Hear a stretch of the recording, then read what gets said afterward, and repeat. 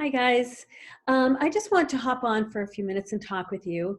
A number of you have reached out to me and asked, has the coronavirus affected your business? And the answer is, yeah. I mean, I think it's safe to say it's impacted everybody's business. But yes, mine, absolutely.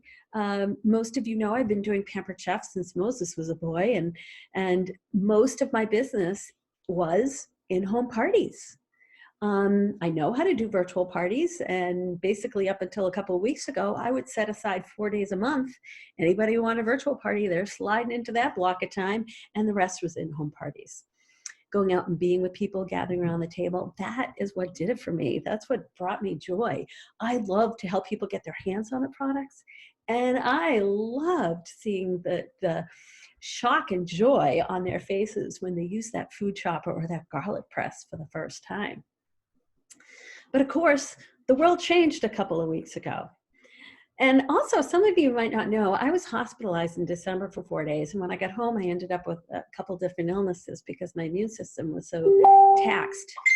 In January, I had to go see an infectious disease doc who told me, you are immunocompromised and need to live as such for 6 months. You need to not be sick for 6 months.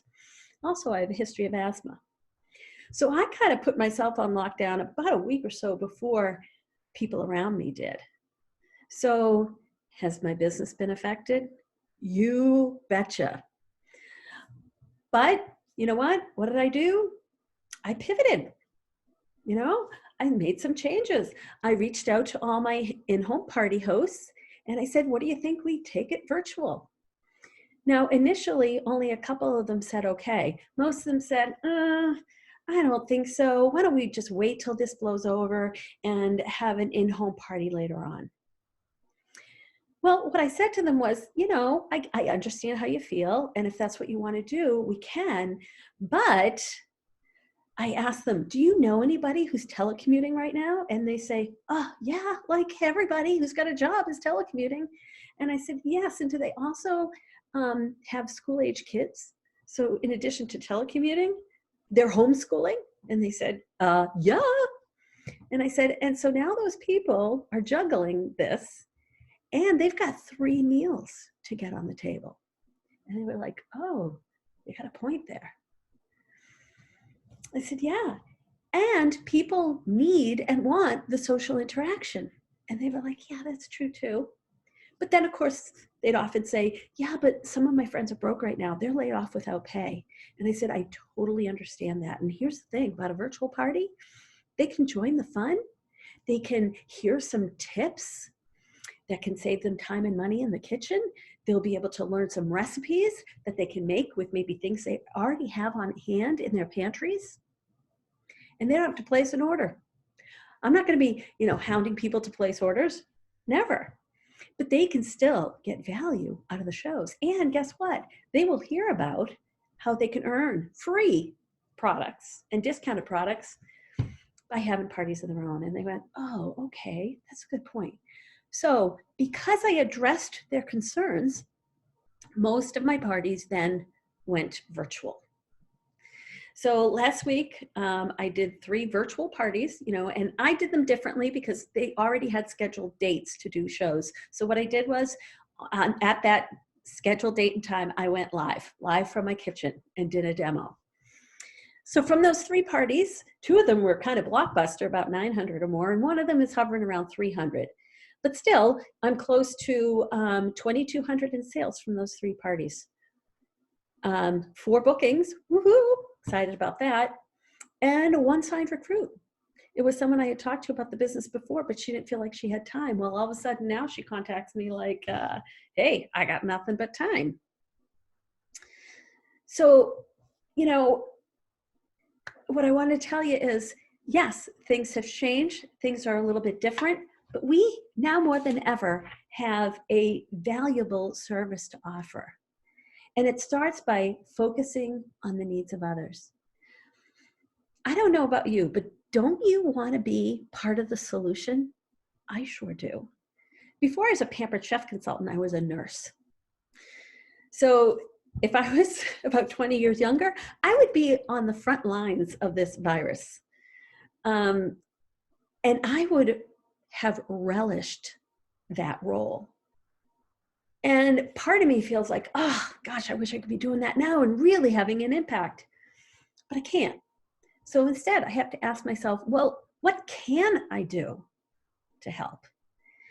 And so that's what I'm focusing on, whether it's quick tips and recipes, whether it's making people smile, laugh, have a little fun diversion from the seriousness of what's going on around us, whether it's helping a host get free products, whether it's someone who's been laid off, helping them start a new business this month, and for nothing else, for doing it short term to make ends meet, because goodness knows when Congress is going to get anything passed to give relief to people who need it right now.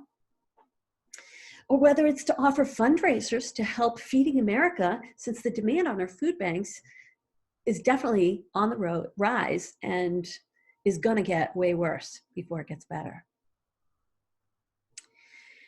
So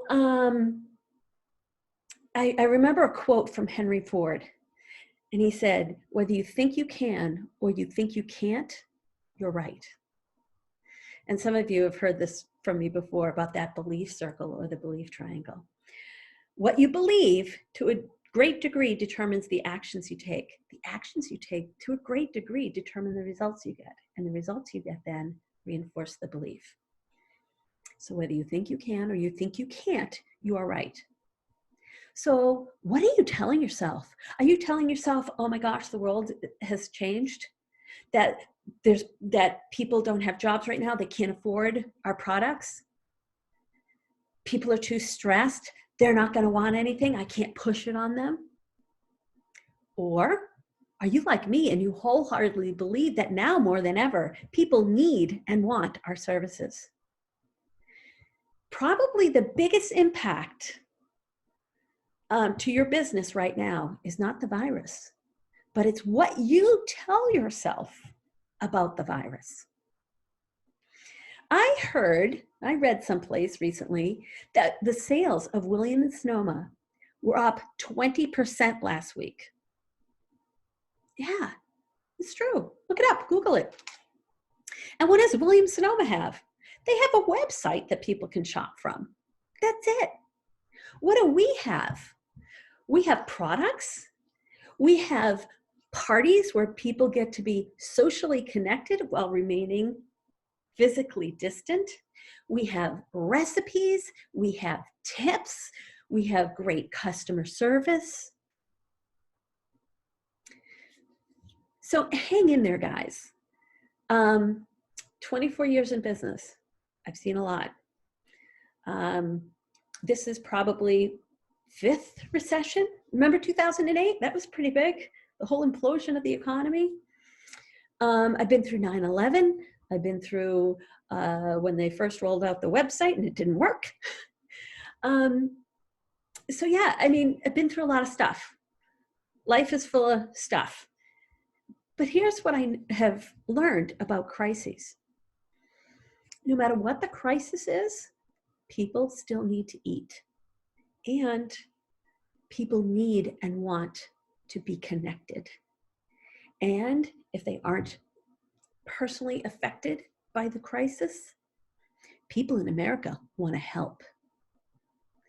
So look for ways to be of service.